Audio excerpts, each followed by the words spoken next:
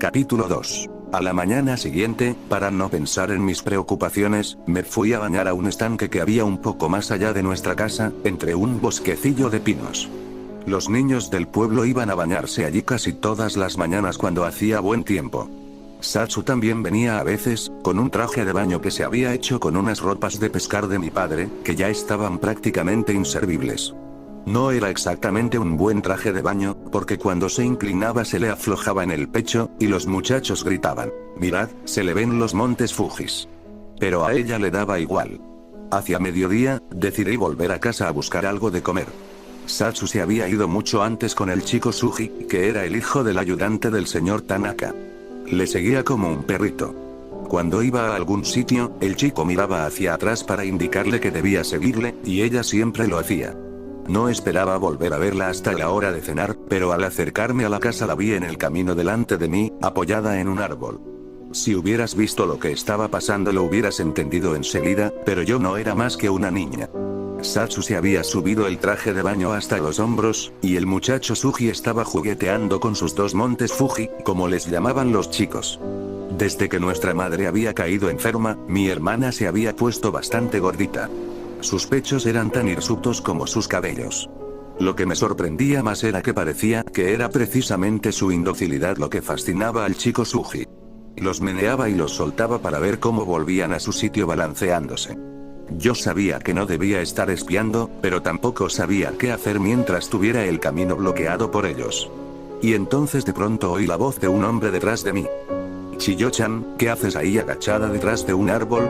Teniendo en cuenta que era una niña de 9 años, que venía de bañarse en un estanque, y que todavía no tenía en mi cuerpo ni formas, ni texturas que ocultar de la vista de nadie, es fácil imaginar lo que llevaba encima. Cuando me volví, todavía en cuclillas y cubriendo mi desnudez lo mejor que podía con las manos, vi al señor Tanaka. No podría haber sentido más vergüenza. «Esa de ahí debe de ser tu famosa casita Piripi», dijo. «Y ese de ahí parece el hijo del señor Suji. Y por lo que se ve está muy ocupado. ¿Quién es la chica que está con él?» «Pues mi hermana, señor Tanaka. Estoy esperando a que se vayan». El señor Tanaka hizo una bocina con las manos y dio un grito. Entonces oí que el chico Suji se echaba a correr camino abajo. Mi hermana debió de salir corriendo también, porque el señor Tanaka me dijo que podía ir a casa y vestirme. «Cuando veas a tu hermana», me dijo, «quiero que le des esto». Me dio un paquetito envuelto en papel de arroz del tamaño de una cabeza de pescado. «Son unas hierbas chinas», me dijo. «No le hagáis caso al doctor Miura si os dice que no valen para nada. Que tu hermana prepare con ellas una infusión y se la dé a tu madre para aliviarle el dolor. Son unas hierbas muy apreciadas. No las malgastéis». Entonces, en ese caso, más vale que haga yo misma la infusión. A mi hermana no se le dan muy bien esas cosas. «El doctor Miura me contó que tu madre estaba enferma», dijo. «Y ahora tú me dices que tu hermana no sabe ni hacer una infusión. Y con un padre tan viejo como el tuyo, ¿qué va a ser de ti, Chiyo-chan? ¿Quién se ocupa de ti ahora?» «Supongo que me cuido sola. Conozco a un hombre que hoy ya es mayor, pero cuando era un muchacho de tu edad, perdió a su padre. Al año siguiente murió su madre, y luego su hermano mayor se fue a Osaka y lo dejó solo. Suena un poco como tu historia, ¿no te parece?» El señor Tanaka me miró como si me estuviera diciendo que no me atreviera a llevarle la contraria. «Pues bien, ese hombre se llama Tanaka Ichiro», continuó diciendo. «Sí, yo, aunque por entonces mi nombre era Moriyashi Ichiro. A los 12 años me acogió la familia Tanaka. Cuando me hice un poco más mayor, me casaron con la hija y me adoptaron. Hoy ayudo a llevar el negocio familiar. Así que todo acabó bien para mí, como ves. Tal vez a ti también te suceda algo así». Me quedé mirando las canas del señor Tanaka y los surcos de su frente, que parecían los de la corteza de un árbol. Me parecía el hombre más sabio y más erudito de la tierra. Creía que él sabía cosas que yo nunca sabría, que tenía una elegancia que yo no tendría nunca, y que su kimono azul era más fino que cualquier prenda que yo pudiera llegar a ponerme. Estaba agachada delante de él, en el camino, con el pelo enredado, la cara sucia y el olor al agua del estanque en la piel. «No creo que nadie quiera adoptarme nunca», dije. «Ah, no. Pero si eres una chica lista. Mira que decir que tu casa está Piripi y que la cabeza de tu padre parece un huevo. Pero si es verdad que parece un huevo. Has dado la mejor explicación que se podía dar. Ahora, corre, Chiyo-chan, dijo. ¿Quieres comer, no? Tal vez, si tu hermana se toma una sopa, podrás echarte en el suelo y aprovechar la que ella derrame. Desde ese mismo momento empecé a hacerme ilusiones de que el señor Tanaka me adoptaba. A veces me olvido de lo angustiada que me sentía durante esa época. Supongo que me agarraba a cualquier cosa que me consolara. Con frecuencia, cuando me sentía atormentada, me encontraba volviendo a la misma imagen de mi madre, muy anterior a que empezara a gemir de dolor por las mañanas. Yo tenía 4 años, y estábamos celebrando las fiestas del Obon de nuestro pueblo, el momento del año en que dábamos la bienvenida al espíritu de los muertos. Después de varias noches de ceremonias en el cementerio y de encender las hogueras a las puertas de las casas para guiar a los espíritus, nos reuníamos la última noche del festival en el santuario Shinto, que se alzaba sobre las rocas, dominando toda la bahía. Nada más pasar las verjas del santuario había un claro, que aquella noche estaba decorado con farolillos de papel de todos los colores, colgados de cordeles entre los árboles. Mi madre y yo bailamos juntas mucho rato con el resto del pueblo al son de la música de la flauta y el tamboril. Pero luego yo me cansé, y ella me tomó en brazos y se sentó al borde del claro. De pronto sopló una ráfaga de viento desde el acantilado y uno de los farolillos se prendió fuego. Vimos cómo se quemaba el cordel y empezaba a caer en llamas el farolillo. Y entonces volvió a soplar otra ráfaga, que lo dirigió hacia donde estábamos nosotras, dejando un reguero de polvo dorado en el aire. Pareció que la bola de fuego había caído al suelo, pero, de nuevo, mi madre y yo vimos cómo volvía a ser empujada por el viento directamente hacia nosotras. Sentí que mi madre me soltaba, y un instante después se abalanzaba a apagarla con las manos. Por un momento nos vimos rodeadas de chispas y llamaradas. Pero enseguida las pavesas encendidas volaron hacia los árboles, donde terminaron apagándose, y nadie, ni siquiera mi madre, resultó herido. Más o menos una semana después, cuando mis fantasías de ser adoptada habían tenido tiempo sobrado para madurar, volví a casa una tarde y me encontré al señor Tanaka sentado frente a mi padre en la mesita de nuestra casa. Me di cuenta de que estaban hablando de algo importante, porque ni siquiera se percataron de mi presencia cuando entré. Me quedé inmóvil escuchándolos. ¿Qué piensas entonces de mi propuesta, Sakamoto? No sé, señor Tanaka, dijo mi padre, no puedo imaginarme a mis hijas viviendo en otro lugar. Le entiendo, pero piense que podrían estar mucho mejor. Lo mismo que usted. Solo ocúpese de que mañana por la tarde bajen al pueblo. Tras esto, el señor Tanaka se levantó para irse. Yo fingí que acababa de llegar cuando nos cruzamos en la puerta. Le estaba hablando de ti a tu padre, Chiyo-chan, me dijo. Vivo al otro lado de la loma, en la villa de Senzuru. Es más grande que Yoroido. Creo que te gustará. ¿Por qué no venís tú y Satsu-san mañana? Veréis mi casa y conoceréis a mi hijita. Tal vez hasta os gustaría pasar la noche. Solo una noche, no te preocupes. Y luego yo os traería de vuelta a casa. ¿Qué te parece? Dije que me parecía estupendo. E intenté por todos los medios hacer como si todo me pareciera tan normal. Pero en mi cabeza se había producido una explosión. No podía hilar un pensamiento con otro. No cabía duda de que una parte de mí deseaba fervientemente ser adoptada por el señor Tanaka después de la muerte de mi madre. Pero otra parte de mí estaba muy asustada. Me avergonzaba horriblemente solo imaginarme que podría vivir en otro lugar que no fuera mi casita piripi. Después de que se fuera el señor Tanaka, traté de atarearme en la cocina, pero me sentía un poco como Satsu, pues no veía lo que tenía delante de mis narices. No sé cuánto tiempo pasó. Por fin oí suspirar a mi padre, y me pareció que estaba llorando, lo que me sonrojó de vergüenza. Cuando finalmente me obligué a mirarlo, ya tenía las manos enredadas en una de sus redes de pescar, pero estaba de pie en el umbral del cuarto de atrás, donde mi madre yacía al sol con la sábana pegada a ella, como la piel. Al día siguiente, en preparación para la cita con el señor Tanaka en el pueblo, me froté bien los sucios tobillos y estuve a remojo un buen rato en nuestro baño, que había sido en tiempos la caldera de una vieja máquina de vapor que alguien había abandonado en el pueblo. Le habían cerrado la parte superior y forrado de madera. Sentada en el baño, mirando al mar, me sentí muy independiente, pues por primera vez en mi vida estaba a punto de ver algo del mundo fuera de nuestro pueblo. Cuando Satsu y yo llegamos a la compañía japonesa del pescado y el marisco, vimos a los pescadores descargando la pesca en el muelle. Mi padre estaba entre ellos, agarrando los pescados con sus huesudas manos y echándolos en cestas. En un momento determinado miró hacia donde estábamos Satsu y yo y luego se limpió la cara con la manga de la camisa. Sus rasgos parecían más graves de lo normal. Los hombres transportaban las cestas llenas hasta el carro del señor Tanaka y las colocaban detrás. Yo me subí a la rueda a mirar. La mayoría de los peces tenían los ojos muy abiertos y vidriosos, pero de vez en cuando uno movía la boca, y a mí me parecía que estaba dando un gritito. Yo intentaba tranquilizarlos diciéndoles: vais a la ciudad de Senzuru, pescaditos.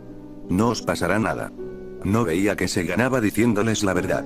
Por fin, el señor Tanaka salió a la calle y nos dijo a Satsu y a mí que nos subiéramos con él al carro.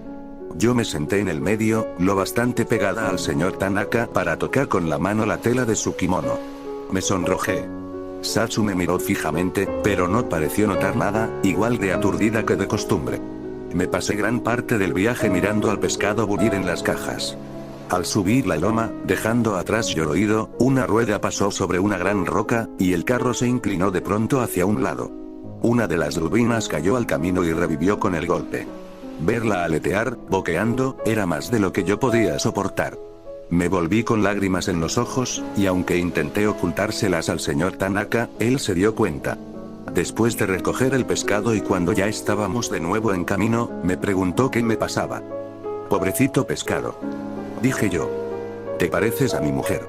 Cuando ve los pescados ya están muertos, pero si tiene que cocinar un cangrejo todavía vivo, se le llenan los ojos de lágrimas y les canta una canción. El señor Tanaka me enseñó una cancioncilla, en realidad casi una pequeña oración, que pensé que se habría inventado su mujer.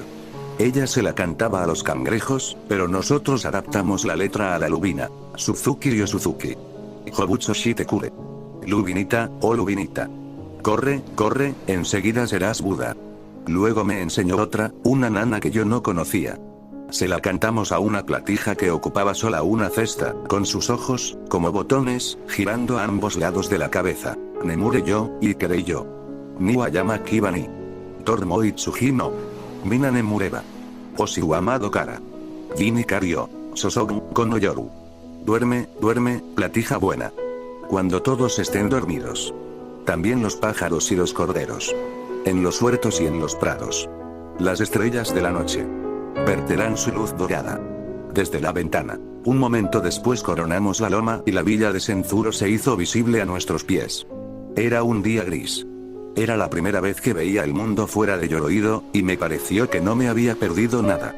Veía los oscuros cerros, poblados con los tejados de paja del pueblo, rodeando una pequeña bahía, y el mar metálico, veteado de blanco. Tierra adentro, el paisaje podría haber sido atractivo, de no ser por las vías del tren que lo recorrían como cicatrices. Senzuro era una población sucia y maloliente. Incluso el mar despedía un terrible hedor, como si todos los peces se estuvieran pudriendo. Alrededor de los postes del muelle, flotaban trozos de fruta y verduras, como las medusas de nuestra bahía. Los barcos tenían la pintura saltada y parte de la madera agrietada. Parecía que se habían estado peleando unos con otros.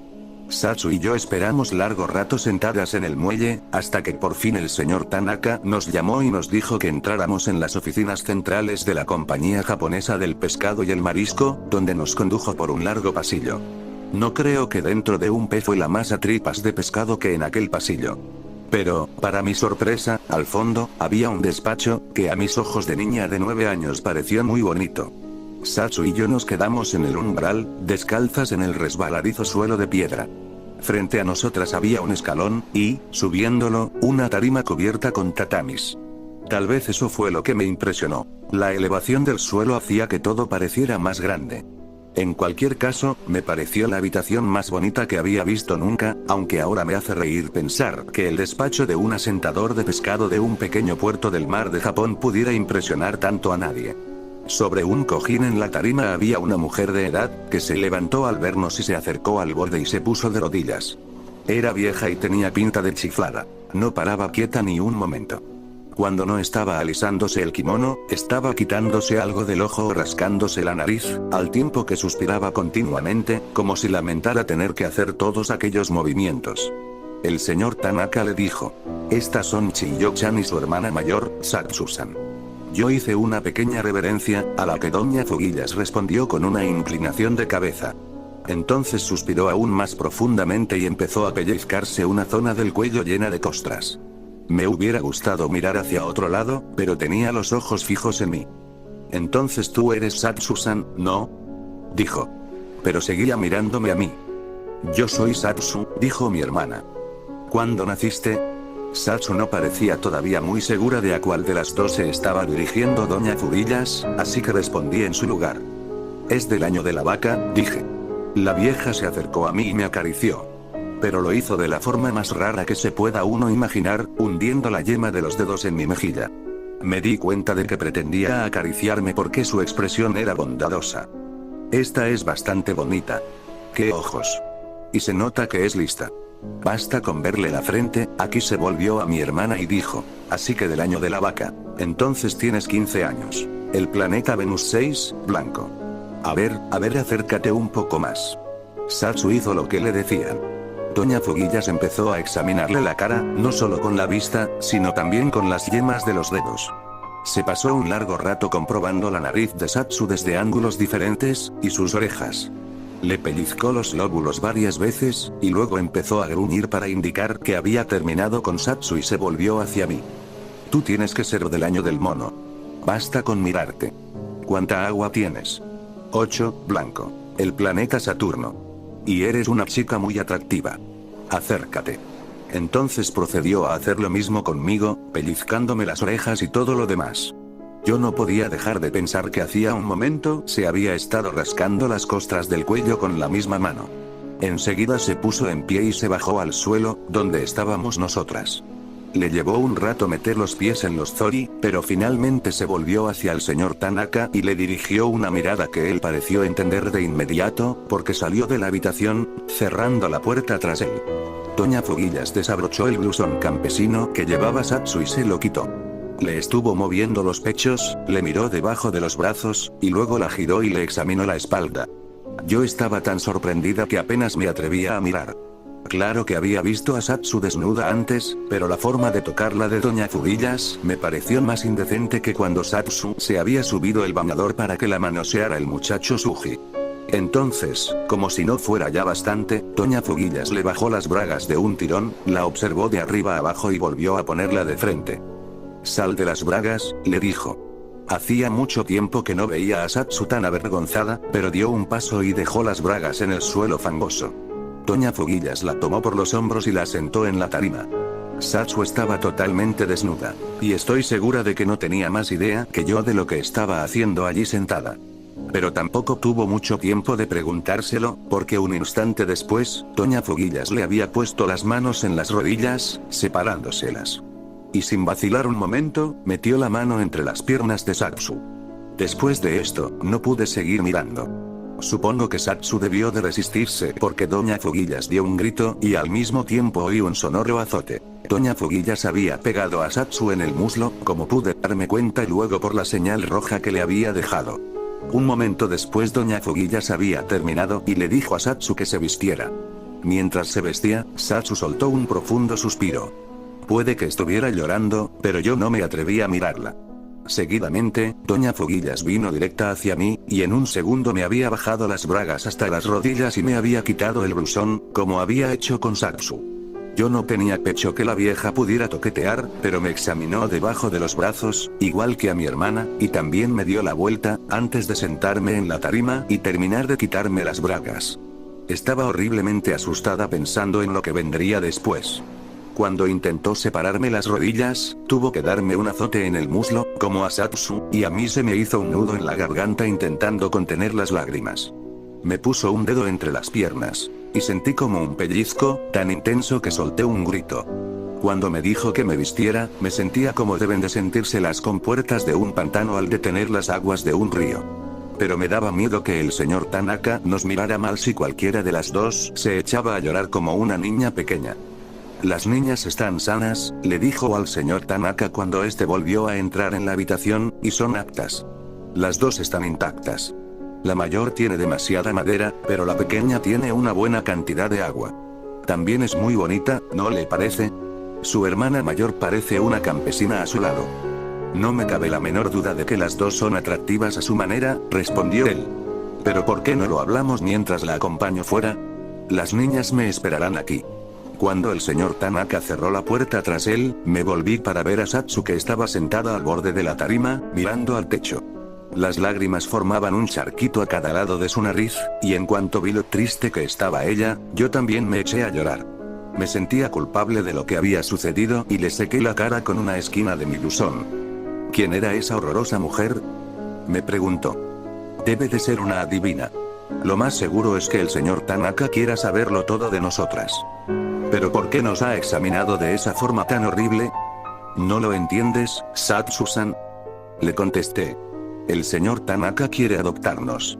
Al oír esto, Satsu empezó a parpadear como si se le hubiera metido un bicho en el ojo. ¿Pero qué dices?, me preguntó.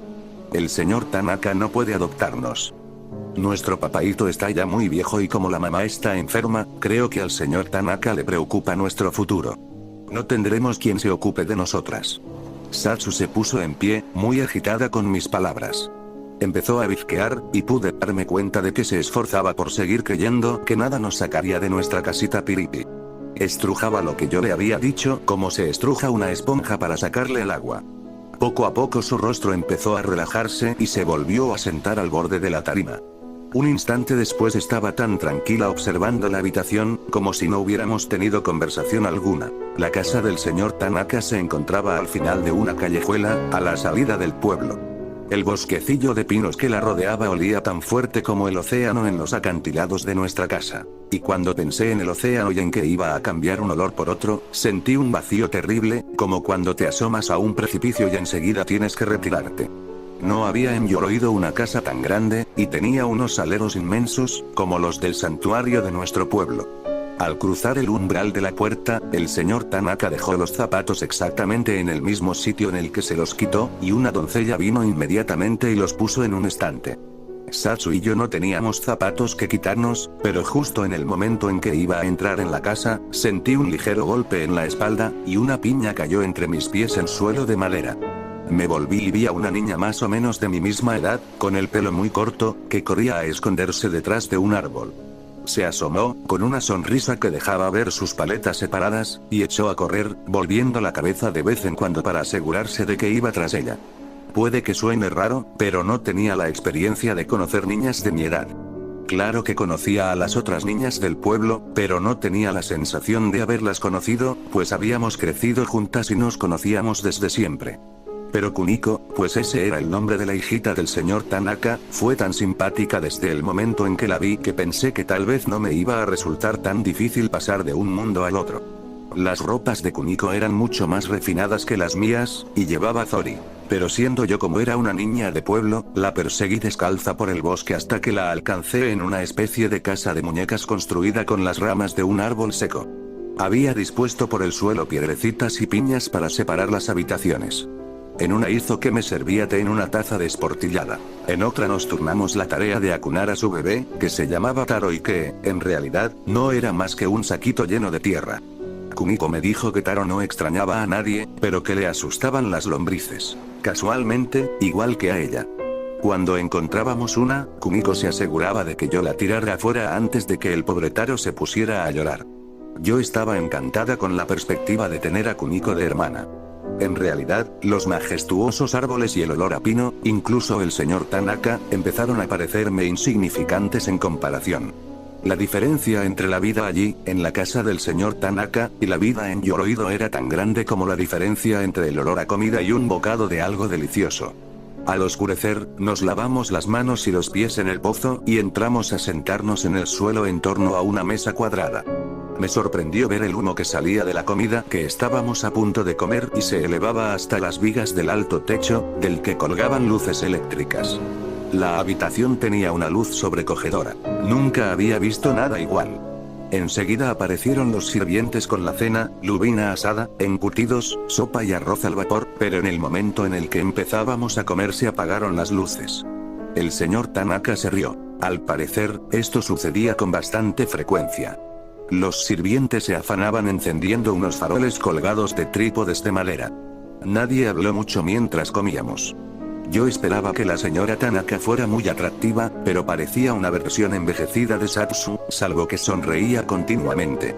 Después de cenar, ella y Satsu se pusieron a jugar al Go, y el señor Tanaka llamó a la doncella y le ordenó que le trajera la chaqueta del kimono. Un momento después salió, y pasado un rato prudencial, Kumiko me hizo un gesto para que la siguiera fuera. Se calzó un orzoli de paja y me prestó a mí un par. Le pregunté que a dónde íbamos. Más bajo. Dijo. Estamos siguiendo a mi papá. Lo hago siempre que sale. Es un secreto.